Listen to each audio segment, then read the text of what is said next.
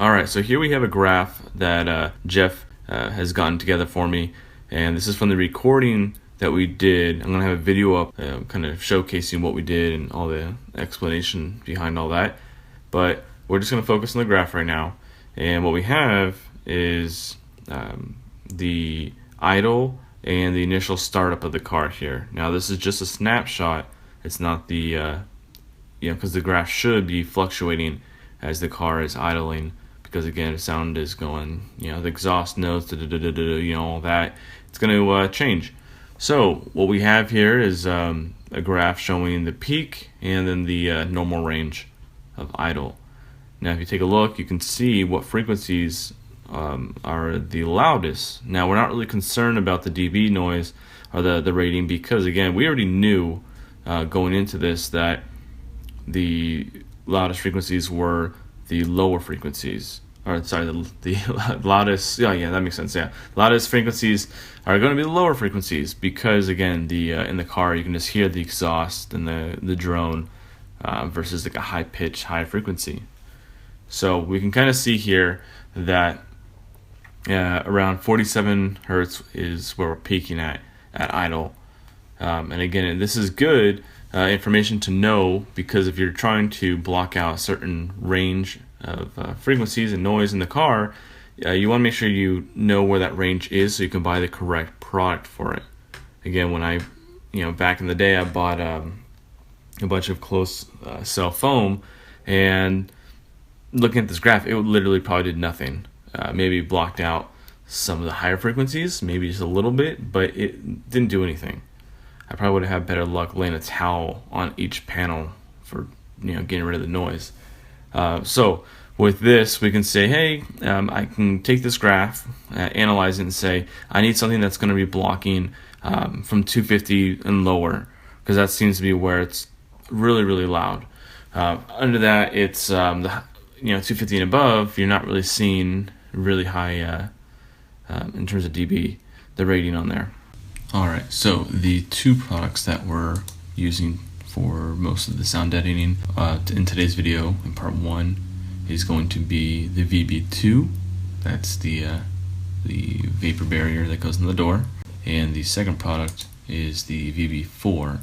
That's the heavier material that goes on, it goes beneath the carpets, and it's going to be going on the rear shelf. Alright, so we're going to start the video off by taking off the original vapor barrier, or the weather barrier. It's that sheet of plastic that basically blocks out any water, any moisture from entering the car. I don't know if mine's original, that would make it 27 years old, or if it's been replaced before, but it was leaking on the bottom. I don't show a picture of it, but it's pretty bad. So anytime it rained, it was just coming to the car, and it was basically going to the passenger footwell and just getting soaked up there. So that is all gone, and I went ahead and cleaned it up. I just used some cheap, I think it was like knockoff Windex or something, but just to get off all of the dust and any grease that may have been in there. Taking out the door lock pin and the door pull little pin as well, and just making sure to get everything nice and clean before applying the VB-2. And the VB-2 is this black material you're seeing here. It's a vinyl, and it is actually intended to replace the vapor barrier, or the weather barrier, whatever you call it. And the nice part is it's good up to 250 degrees. The adhesive is, and it is flame retardant, which is good in case you get in an accident. It's much thicker than the plastic sheet that's in there, so it's going to help out with noise, and it's also going to help dampen any vibration for the speakers or just driving in general, which is nice as well.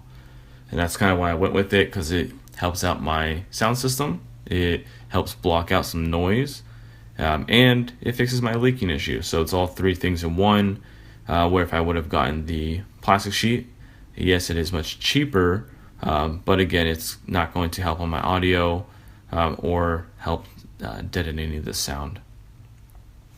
So the next part here is I have it applied on the very top. I work from the top down, and just kind of take off the backing, press it up on the top, cut out some of the what do you call it? Like the edge of the door, kind of fit it a little bit better. But really, just kind of stick and you just peel and stick. That's really what it is, which is nice. It is a little bit. It's a rough material. What would it be a material to compare it with?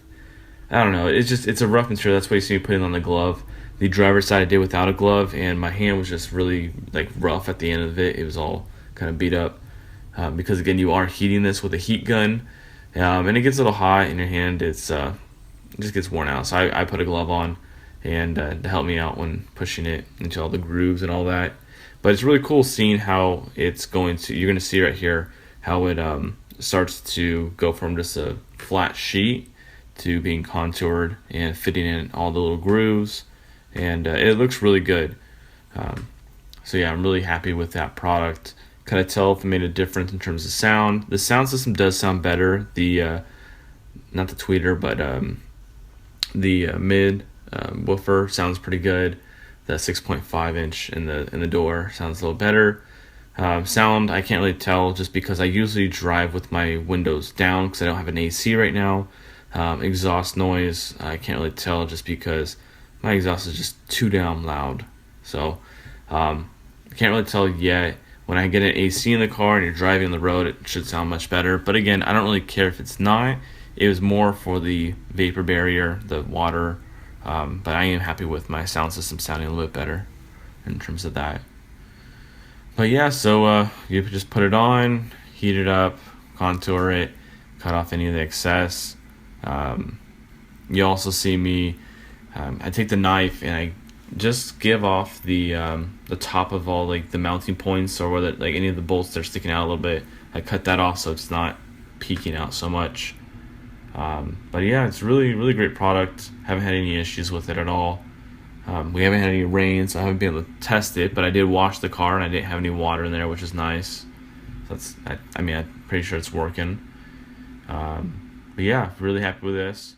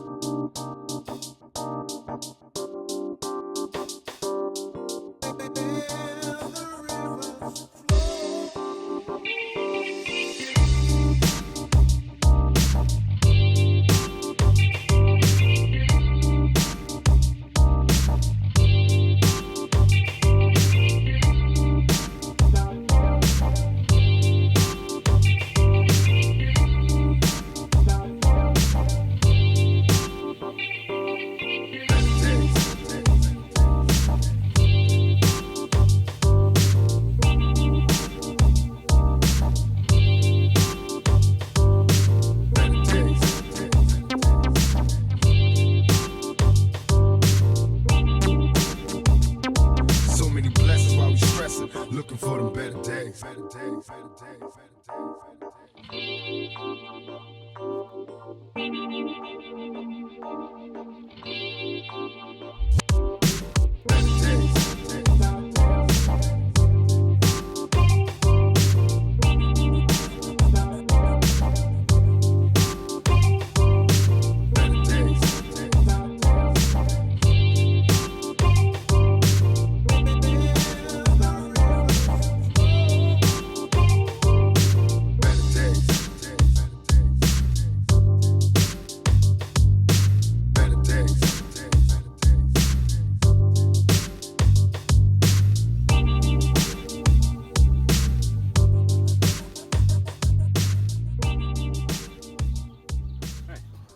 So far it's looking pretty good. I believe I have all the grooves pushed in. I need to put the speaker, put that in there as well. I got to cut out this for the window switch. But yeah, overall, looking pretty good. I think the other one looks a little better, but it's alright. Again, it's just the door barriers underneath it, but gives it a little bit better sound deadening. Alright, now we are done. That's all connected and together. I'll go ahead and see how it sounds in the drive to work in about 20 minutes. Again, now I have the passenger and the driver's side done. Just have to trim up the sides. And again, I do have a piece left over. It's a pretty big piece too. So I'm gonna cut that in half. Not this way, but down like that, and put it one on each side. It's gonna go all in here, just cover this, because this is just metal right underneath that carpet. But other than that, that's kind of a little update on what I've been doing. I have a lot of projects going, a lot of videos going, so just kind of stay tuned.